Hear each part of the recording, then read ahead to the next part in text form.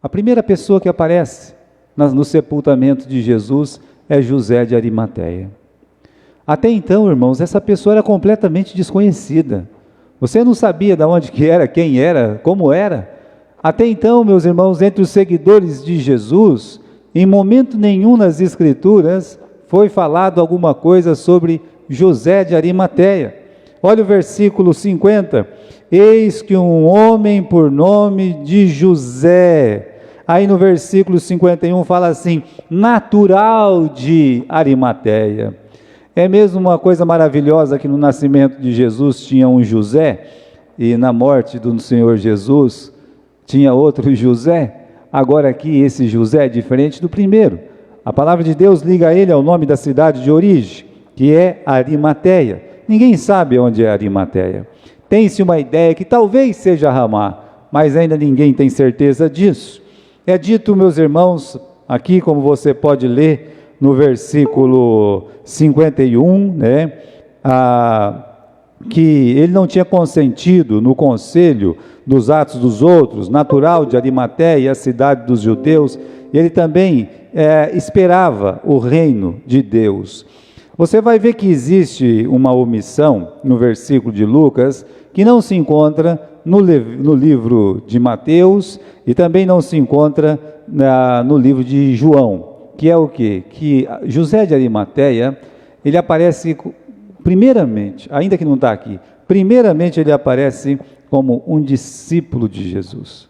É assim que o Novo Testamento fala dele pela primeira vez. E se você quer conferir, você pode abrir no livro de Mateus comigo, no capítulo 27, você pode ir lá comigo, e versículo 57, vindo à tarde, chega um homem rico de Arimateia, por nome José, ele também era discípulo de Jesus.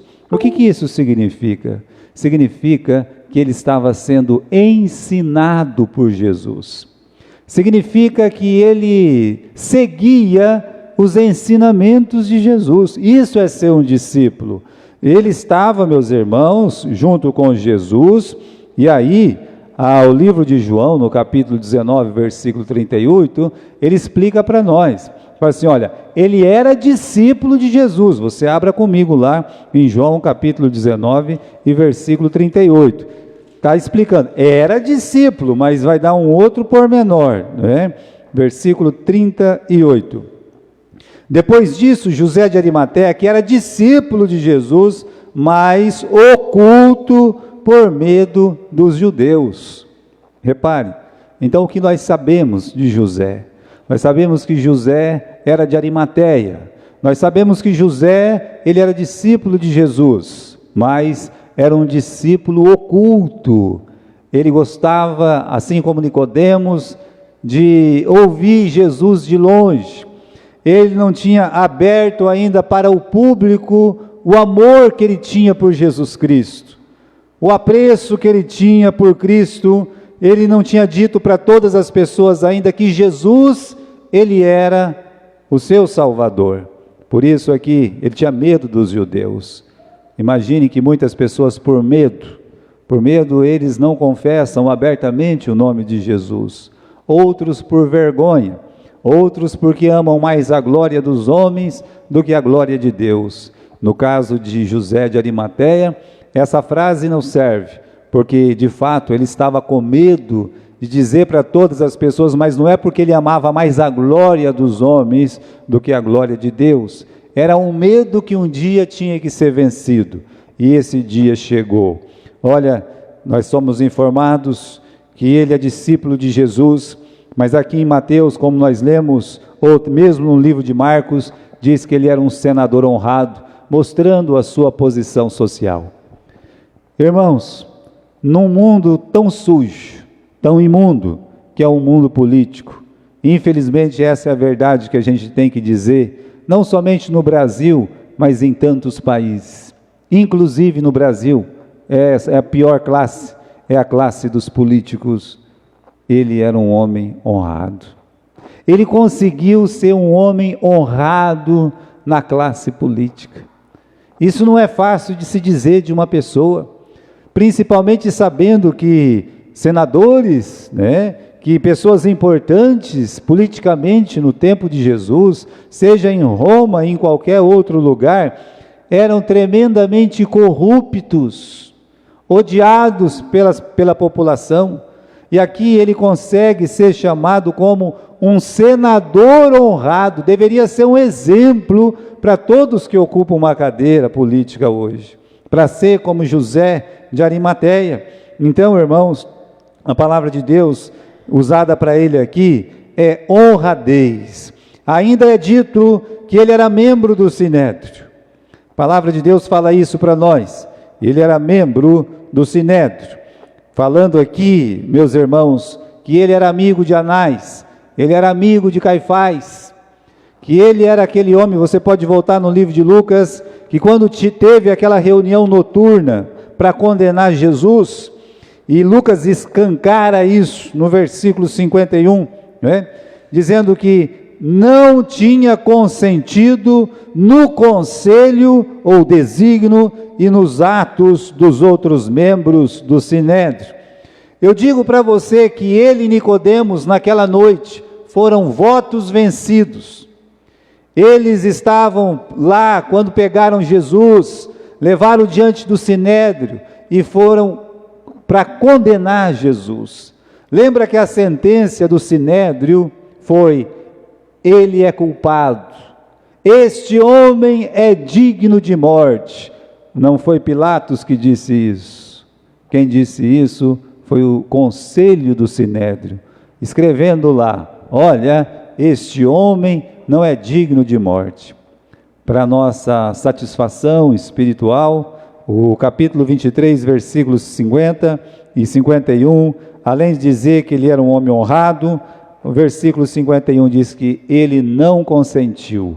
O que está dizendo aqui, meus irmãos, que publicamente ele não tinha confessado o nome de Jesus, mas diante daquele sinédrio, diante dos homens mais importantes da sociedade judaica, da religião judaica, do tempo de Jesus, ele disse: não, eu não concordo com o que vocês estão fazendo, eu não concordo com o desígnio, eu não concordo com os atos, eu estou fora disso, eu estou caindo fora.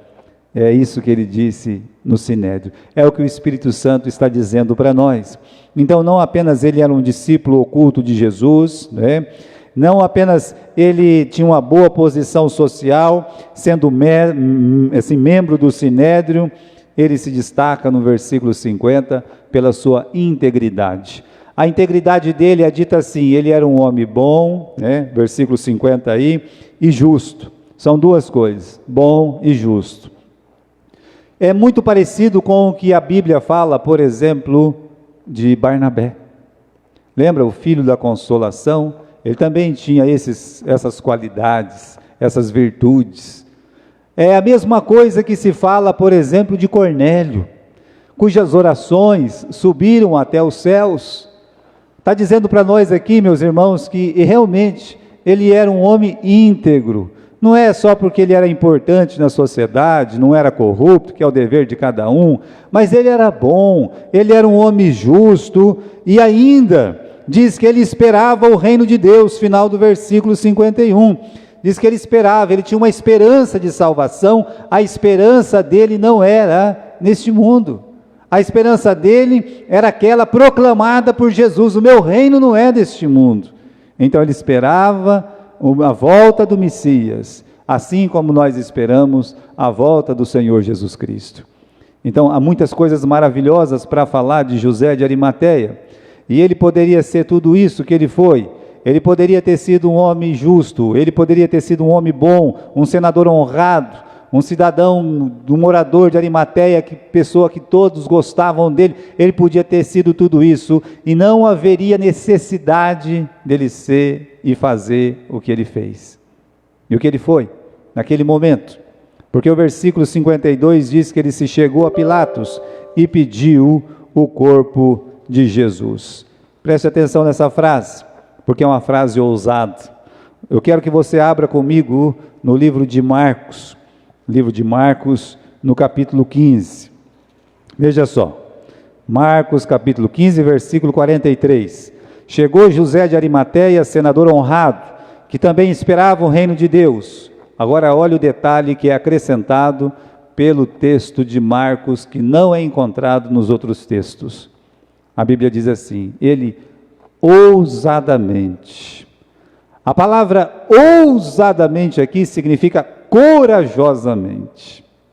Então, nós somos informados que até aquele dia, ele tinha medo de declarar que ele era um cristão. Ele tinha medo de declarar que ele amava Jesus Cristo, que Jesus era importante na sua vida. Eu participei de um enterro, onde a família não apareceu. Foi lá em Galho. Uma vez houve um acidente na estrada, uma veraneio bateu em um outro carro lá, e aí morreu muita gente. Só de uma família morreu 5, 6 pessoas, e morreu também a empregada que estava junto, e mais o filho da empregada, coisa assim.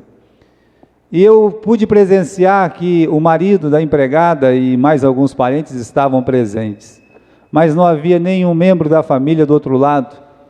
Ninguém foi buscar aqueles 5, 6 corpos para enterrar, porque talvez ia ficar caro demais. Vocês entendem? Era muito caro. Ninguém apareceu. O que José de Arimateia tem a ver com Jesus? Nesse que é o pior momento, o mais vergonhoso dos momentos. Então ele procurou Pilatos, ele pediu o corpo de Jesus com resolução, com coragem. Lembra que em nossos estudos de Filipenses, no versículo 14, Paulo fala assim: olha, algumas pessoas, sabendo do nosso sofrimento, sabendo das nossas cadeias, eles ficaram ainda mais corajosos e falam com mais ousadia o Evangelho. Lembra que Paulo fala sobre isso? É a mesma palavra lá que nós temos aqui. Ou seja, na hora da maior dor, da maior aflição, da maior vergonha, ele se levanta e diz: eu sou discípulo de Jesus. Ele não vai ser jogado numa vala comum, né? Foi conversar com Pilatos. Eu quero o corpo de Jesus. Você, Arimateia, né? Você, Ari, né? Você, José de Arimateia, você quer o corpo de Jesus? Um homem honrado, um homem importante, todo mundo gosta de você, vai se meter com isso. Essa ousadia, meus irmãos, significa que finalmente ele saiu da obscuridade. Significa que ele saiu da caverna do medo. E ele, meus irmãos, saiu para a luz e denunciou-se a si mesmo. Ele está dizendo para todas as pessoas: eu sou de Jesus, aleluia. Eu sou de Jesus, Ele é o meu Senhor, não continuaria mais fugindo. Agora ele está dizendo: eu sou um cristão. A morte de Jesus deu coragem para José de Arimateia e para Nicodemos também. Veja, irmãos, que nessas horas mais difíceis, como fala a Bíblia, se você se mostra fraco no dia da angústia, a tua fé é o quê? A tua fé é pouca, a tua fé é pequena. As pessoas vão realmente mostrar o seu valor, seja na família, seja na igreja, seja na sociedade, é nessas horas difíceis. E não havia uma hora pior para ser um cristão do que essa. Como assim, né? Enquanto Jesus estava fazendo milagre e era famoso nos arraiais da Galileia, ou da Pérea, ou da Judéia, então estava todo mundo correndo atrás dele. Estava todo mundo querendo dizer que era discípulo de Jesus, mas agora que ele se resume num corpo morto, ensanguentado, sofrido, humilhado, desfigurado, a ponto do profeta Isaías dizer, nem parecia ser um homem, talvez parecia ser um bicho lá.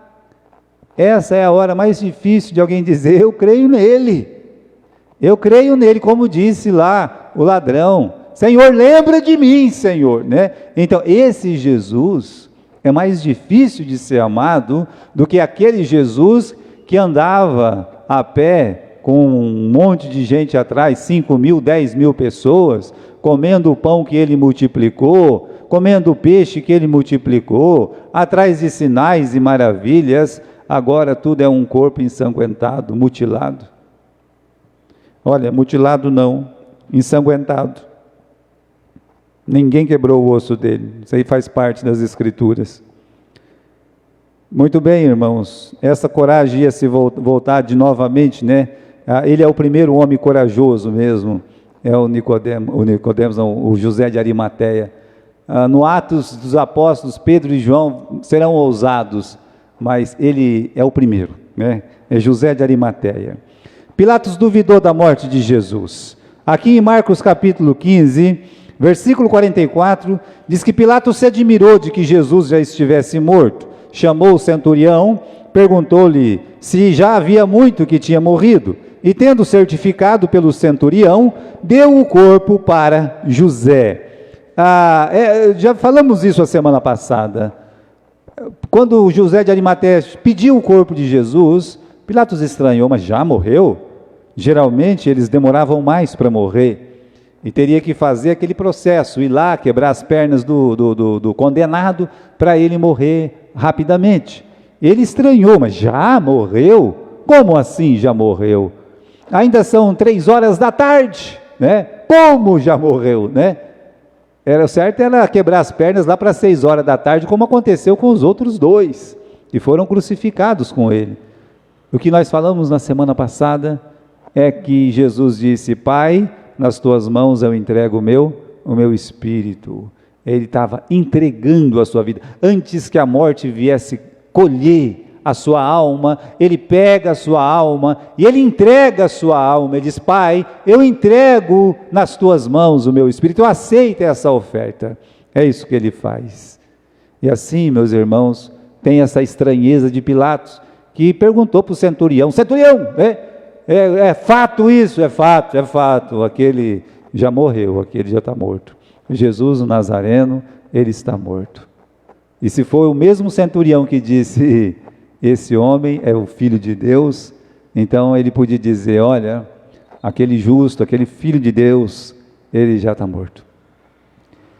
Continuando, irmãos, só depois de ser certificado é que foi entregue o corpo de Jesus. Tem uma coisa que acontece lá no livro de João, e eu queria que vocês abrissem lá, para que a gente não pulasse essa parte importante. Ainda no capítulo 19, é que havia, meus irmãos, o quebra-pernas, né? Por que eles quebravam a perna dos soldados? Versículo 31, os judeus, para que no sábado não ficasse os corpos na cruz, visto que era a preparação, pois era grande o dia de sábado, rogaram a Pilatos que lhes quebrassem as pernas e fossem tirados. Foram, pois, os soldados, na verdade, e quebraram a perna do primeiro, a perna do outro, que com ele fora crucificado. Mas vindo a Jesus e vendo-o já morto, não lhe quebraram as pernas. A perna de Jesus não foi quebrada. Olha o pedido que eles fazem para Pilatos, os judeus, os religiosos judeus. Eles dizem assim: Pilatos, já é quase sábado. O sábado começa para eles, que horas? Às 6 da tarde. Já é mais de 5 horas, Pilatos. E esses homens estão vivos ainda. Eles precisam morrer, porque vai começar o sábado e vai ser uma blasfêmia ao sábado ter que tirar aqueles corpos no sábado. Não pode não. E também não pode ficar lá no dia de sábado, né? O sábado é santo demais para ter aquela imagem. E o sábado é santo demais para que alguém seja tirado da cruz no sábado. Eles não se importavam de matar 3 pessoas. Você antecipar a morte deles era o quê? Era um homicídio. Isso é um homicídio. Eles não se importavam de antecipar. Acaba de matar. Se você acabar de matar, é um homicídio. Aí já estava morrendo mesmo. Não, calma lá. Você matou. Tá? Você matou.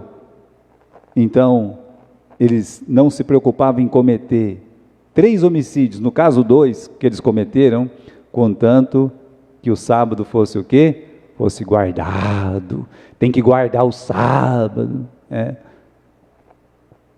a forma mais comum, irmãos, de adiantar a morte de um preso condenado na cruz, era quebrar as pernas. Quebrar a perna de um, quebrar a perna do outro. Quando foram quebrar a perna de Jesus, esse já está morto. Ah, já está morto, já está morto. Foi um pouquinho antes de Arimateia e Nicodemos chegar. Já está morto, está morto. Então não vamos quebrar. É por isso que ele lembra que se cumpriu as Escrituras no versículo 36. Se cumpriu as Escrituras que disse, nenhum dos seus ossos seriam quebrados. Tem um detalhe aqui, irmãos, que serve para nós, que se encontra no versículo 34. Contudo, um dos soldados lhe furou o lado com uma lança e logo saiu a água e o sangue. Eu quero que você perceba a crueldade desses soldados desconhecidos. Eles se contrapõem com aquele centurião. O centurião olha para Jesus e diz, verdadeiramente este era o Filho de Deus. Mas o soldado, ele já sabe que o homem está morto. Ele já sabe que o homem está ali, é apenas um cadáver. Aí você vê a crueldade do ser humano. Ele pega uma lança e faz o quê? Fica cutucando, fica abrindo para ver se sai todo o sangue, todo. Esse ódio, meus irmãos, a gente chama de ódio reprimido, sabe? Existe um ódio reprimido. E é uma cena que se repete sempre. Vamos dizer que você vê uma pessoa machucada na sua frente. Aí você tem aquela satisfação de pegar a ferida dele e fazer o quê? Ficar espremendo, espremendo, espremendo. O que você vai ganhar com isso? Vai ser feliz por isso? Vai te deixar melhor diante de Deus com isso? Não, pelo contrário. Nós estamos assistindo cenas trágicas no nosso Brasil. Não faz muito tempo, né? Eles postaram lá que um pobre coitado andando numa carriola com um monte de mandioca. A polícia para o sujeito, né? Toma aquela carriola cheia de mandioca. E o coitado vai ter que voltar para casa mais pobre do que estava. Em uma outra postagem, eles chegam batendo numa pessoa, num cidadão, que está fazendo o quê? Sabe? Batendo de bater mesmo, a pessoa no chão, vai se levantar, a pessoa chuta por trás, e mulher ainda cai com a cara no chão. Qual que é a diferença desse soldado que está espetando Jesus, que já está morto, de uma pessoa que faz isso hoje? Eu não vejo diferença. São autoridades com ódio reprimido, mas tem pessoa que nem autoridade é e tem ódio reprimido. É uma coisa que tem que ser tratada na vida da pessoa. Alguém, talvez, né, se tivesse um pai, uma mãe, se tivesse um irmão que pudesse olhar e chegar, cuida desse ódio reprimido, porque isso vai acabar com você. Não tem honra, meus irmãos, num soldado, junto com os seus outros amigos de farda, ou sem farda, não tem honra agredir uma pessoa que está trabalhando, querendo comer. Não tem honra. É uma desonra. E aqui o que você vê é uma desonra isso também. Isso é uma desonra. Para que fazer isso? Mas aí você vê a maldade, aonde chega a maldade de uma pessoa. É uma triste cena desse soldado com ódio reprimido. Mas o corpo deveria descer da cruz e vai descer. E que cena foi essa? Do corpo descendo da cruz. No versículo 38 de João, capítulo 19.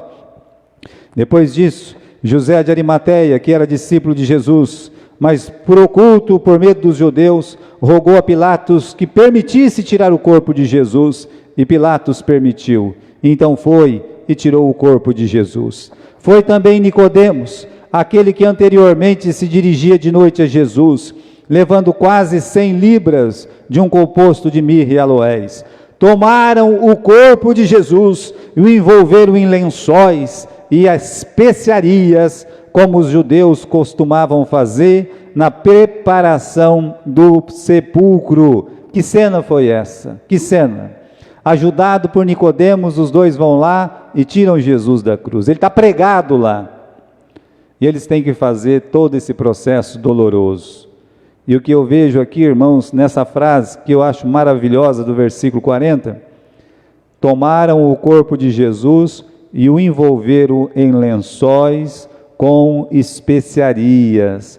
Há um cuidado com o corpo de Jesus, porque João lembra isso. Eles tiraram o corpo, eles poderiam pegar aquele corpo e já depositar imediatamente na sepultura. Isso talvez qualquer um faria. Morreu, pega, joga lá. Mas eles tiram o corpo e eles têm que fazer aquele processo de limpeza do corpo. E depois de preparação do corpo.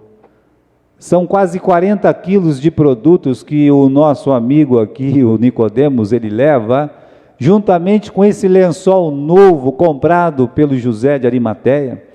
O José de Arimateia leva o lençol, o Nicodemos leva as especiarias. O que eles faziam? Eles limpavam todo o corpo e depois faziam que essas especiarias ficassem entre o corpo e o lençol, para que o lençol não se manchasse. Eu acho muito bonito essa ação, o que mostra amor, o que mostra carinho. Você vê um filho cuidando do pai idoso, da mãe idosa, você pode cuidar de dois jeitos. Você pode cuidar, sabe, com aquele jeito, com aquela má vontade, ou você pode tratar com desvelo, com amor, com carinho. Isso me faz lembrar de Ebed-Meleque, quando o profeta Jeremias ele foi preso, e ficou só com o pescoço para fora da lama. Ebed-Meleque chegou e disse para o rei: rei, isso não é certo, isso não está certo, rei. Nós temos que tirar o profeta Jeremias de lá, não é certo fazer isso. Ele implorou, ele pediu, e o rei disse: então tá bom, vai lá, tira ele de lá.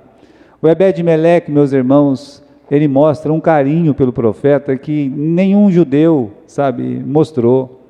Ele pegou e jogou uma corda, ele podia jogar uma corda lá, e dizer assim, amarra no seu corpo, que nós vamos te puxar, correto? Ele podia fazer isso aí, mas ele não fez. A palavra de Deus diz que ele pegou muitos panos, colocou entre, assim, os braços do profeta Jeremias, para que as cordas não machucassem o profeta. O que é isso? Isso é um desvelo, isso é um zelo. Esse cuidado para mim é uma profunda demonstração de amor. Dois ricos limpando, preparando o corpo de Jesus para um sepultamento, para que as marcas da dor não ficassem. Então, meus irmãos, nós podemos tirar as marcas da dor de muita gente, né? A gente pode, porque ainda mais nesse tempo que tem tanta dor, tanto sofrimento. Talvez você vai ser usado como Nicodemos, como o José de Arimateia, e diminuir a dor das pessoas que estão chorando e sofrendo com carinho, com atenção, com cuidado. Essas foram as únicas mãos que tocaram o corpo morto de Jesus. Lembra que no seu ministério, quantas mãos queriam tocá-lo? Aquela mulher, se eu só tocar, tocou e ainda ficou curada, né? Quando ele ressuscitou, as mulheres, né, foram convidadas, pode tocar, né? O Tomé queria tocar o corpo ressuscitado, mas o corpo ensanguentado, o corpo ali todo machucado, só José de Arimateia e o Nicodemos tocaram. E aí teve o sepultamento. O sepultamento, meus irmãos, como ele é posto no livro de João, no versículo 41, havia posto ali um horto naquele lugar onde ele fora crucificado, e no horto um sepulcro novo, em que ainda ninguém havia sido posto. Ali, pois, por causa da preparação dos judeus, por estar perto daquele sepulcro, puseram a Jesus. Houve testemunhas do sepultamento, pelo menos 4 pessoas estavam no sepultamento de Jesus. Hoje, por conta da Covid, poucas pessoas vão no velório. Mas no velório de Jesus tinham 4 pessoas. José, a palavra de Deus diz isso. O Nicodemos, que estava junto. Mas Mateus nos lembra que tinha 2 Marias lá. A Maria Madalena e a outra Maria, provavelmente a mãe de José e a mãe de Tiago. Então essas 4 almas, 2 homens e 2 mulheres, sem cantar nenhum hino, sem ler nenhum salmo, tá? Eles depositaram o corpo de Jesus. Dali só sairia na ressurreição. Então, irmãos, foi posto num sepulcro novo. A palavra de Deus diz isso, que era do próprio José de Arimateia, que tinha mandado, conforme os evangelhos diz, esculpir numa rocha aquele sepulcro. E aí então estava guardadinho para quem? Para o próprio José de Arimateia. Você, né, eu tenho meu lugarzinho lá em Galha, né, que eu comprei lá, então quando eu morrer eu já, né, já tenho meu lugar. Então o José de Arimateia também preparou, ele pagava o prevê, né? Então estava lá, ele tinha um lugarzinho dele para ser depositado. O que me deixa assim, contente nessa história é de saber que ele foi mais um das muitas pessoas que tinha alguma coisa para oferecer para Jesus. O dono daquele cenáculo, ele fez o quê? Ele ofereceu aquele salão. O dono do burrinho ofereceu o burrinho para Jesus montar. Estão lembrados disso? Nós falamos muito sobre isso. E aqui o José de Arimateia, ele oferece o seu sepulcro. É melhor oferecer um sepulcro do que um burrinho, alguém podia dizer, né? Calma. José de Arimateia ainda ia usar aquele sepulcro, né? Porque aquele sepulcro estava vazio, depois de 3 dias ele ficou de que jeito? Vazio novamente. E aí olha o que privilégio, né? Você usar, oferecer uma coisa para Deus, com carinho, com atenção. Você permitir que Deus possa usar aquilo que você tem. Geralmente a gente não quer que ninguém mexa nas coisas novas da gente. E aqui ele tinha um sepulcro novo. E a palavra de Deus diz, olha, né? Ele ofereceu, ele entregou, falou assim, é de Jesus, é de Jesus. Quando ele ressuscitar, meus irmãos, nós vamos saber onde é que era o sepulcro de Jesus. Lá tem o tal do Santo Sepulcro até hoje. Eu não acredito que seja lá o lugar, né? Mas todo mundo fala que é. E é uma romaria esse tal do Santo Sepulcro. Vocês não imaginem que o tanto de gente que vai lá. Mas que seja lá, né? Não é mais novo, porque já tem 2000 anos aquele sepulcro, mas aquele sepulcro um dia guardou o próprio Deus, o corpo do próprio Deus, foi repousado ali. Então, irmãos, muitos trechos das Escrituras se cumpriram nessa passagem, como não quebrar os seus ossos, que veriam aquele que transpassaram, no caso, né, o soldado espetando aquela lança, e principalmente que ele seria posto entre os ricos, como informa o livro de Isaías, capítulo 53. Eu gostaria que você fosse comigo lá, em Isaías 53 e versículo 9. Isaías 53 e versículo 9. Então o profeta, ele fala isso, né? Ele disse, olha, que Jesus, ele morreria com os malfeitores, mas seria posto entre os ricos. Versículo 9. Puseram a sua sepultura com os ímpios e com o rico na sua morte. Veja que interessante, né? Ele morreu no meio dos ladrões, mas ele foi sepultado aonde? No sepulcro de um rico. No caso aqui, o rico Nicodemos. Continuando a leitura, porquanto ele nunca fez injustiça e não houve dano algum na sua boca. Então, após a morte, meus irmãos, seu corpo foi tirado, colocado ali naquela vala. E é importante que ele cedeu o seu sepulcro, porque se ele não cede o seu sepulcro, Jesus, tirado da cruz, seria lançado em vala comum. Como assim em vala comum? Onde estavam os outros discípulos de Jesus? Todos eles fugiram. Só ficou João. Parece que João era novo demais para arcar com um sepulcro. As mulheres que estavam junto com Jesus também não teriam condições de fazer nada. E também porque o tempo era muito pouco. Teriam 1 hora para resolver o que estava acontecendo. E aí aparece quem? Aparece quem pode resolver. No caso, uma pessoa importante, uma pessoa rica, uma autoridade, e o corpo de Jesus, ele não foi para uma vala comum. Não foi não, né?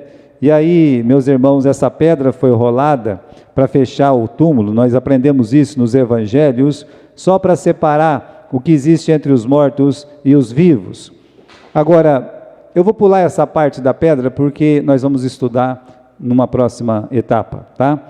Eu só queria terminar dizendo que o Evangelho, meus irmãos, apresenta o sepultamento como um fato importantíssimo. é parte importante.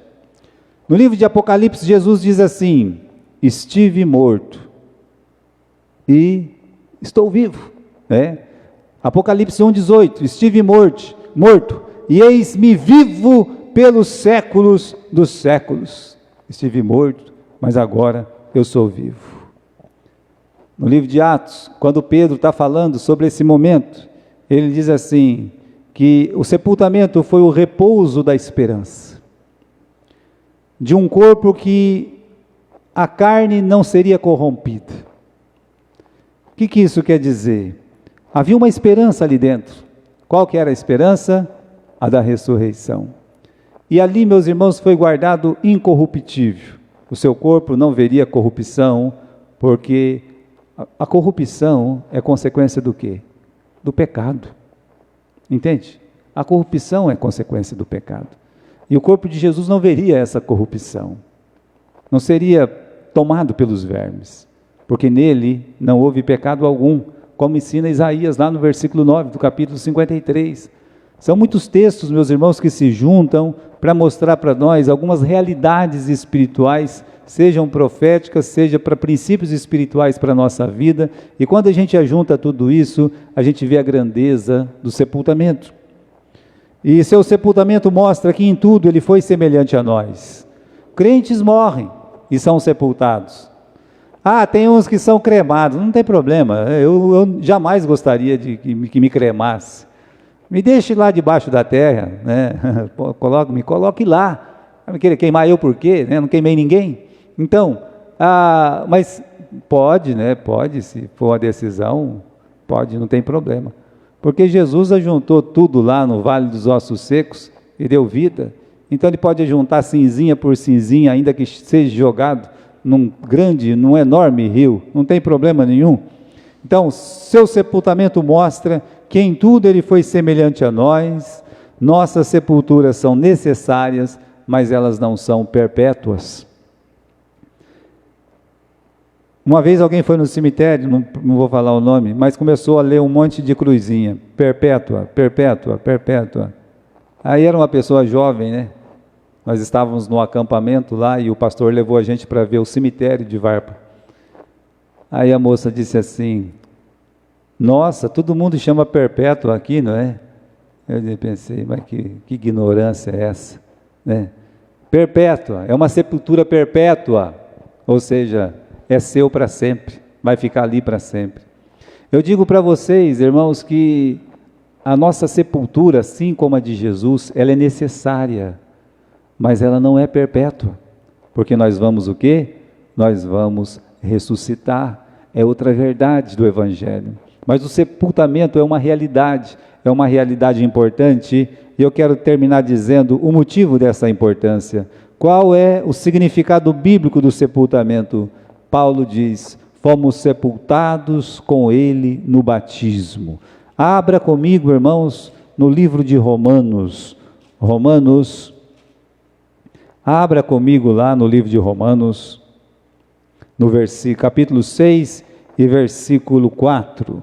De sorte que fomos sepultados com ele pelo batismo na morte. Batismo é enterro. Primeiro vem a morte, depois vem o enterro. E o que é o enterro?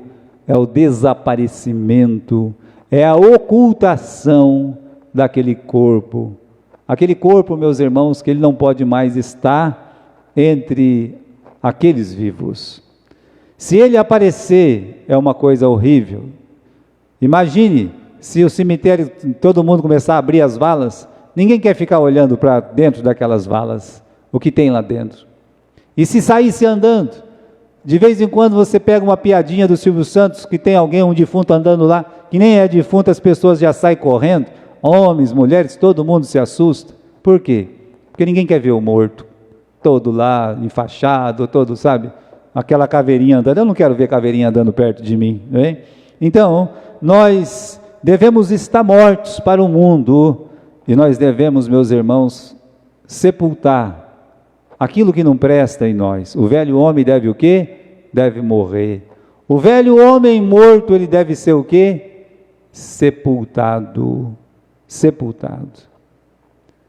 Quando o velho homem aparece, é uma imagem boa ou é uma imagem ruim?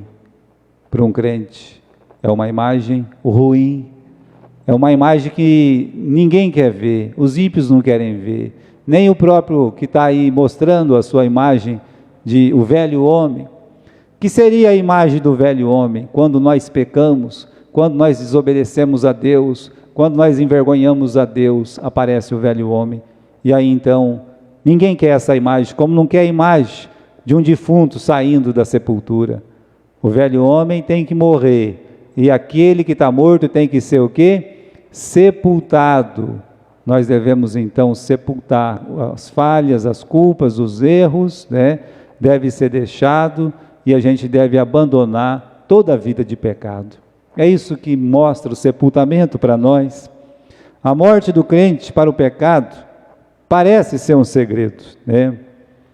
Mas aí, meus irmãos, pela confissão aberta, ele leva todos os homens a saber: eu já fui sepultado com Cristo. Mas você não bebia? Não bebo mais. Você não era aquele bandido? Não sou mais, agora entreguei minha vida para Jesus. Entende o que é sepultar? Sepultar é isso. Eu estou dizendo para o mundo velho, o homem morreu, por isso o sepultamento é parte importante do Evangelho. Se o velho homem reaparecer, ele é feio, ele é mal cheiroso. Essa é a realidade do sepultamento. Vamos ler de novo? Romanos capítulo 6, versículo 4, de sorte que somos sepultados com ele pelo batismo na sua morte. Versículo 6, sabendo isto, que o nosso velho homem foi com ele crucificado, para que o corpo de pecado seja desfeito, a fim de que não servamos mais o pecado. Então é como você dissesse para o mundo: o velho homem, ele está o quê? O velho homem, ele está morto. O velho homem, ele morreu. Está lá. É assim que nós, meus irmãos, mostramos a verdade do sepultamento nos evangelhos. É o sepultamento do velho homem. E aí nós vamos morrer para o mundo e fazer o quê? Nascer para Deus. Nesse sentido, é um sentido simbólico, tá bom? Um sentido espiritual. Versículo 10, porque a ter morrido, de uma vez morreu para o pecado, mas quanto a viver, ele vive para Deus.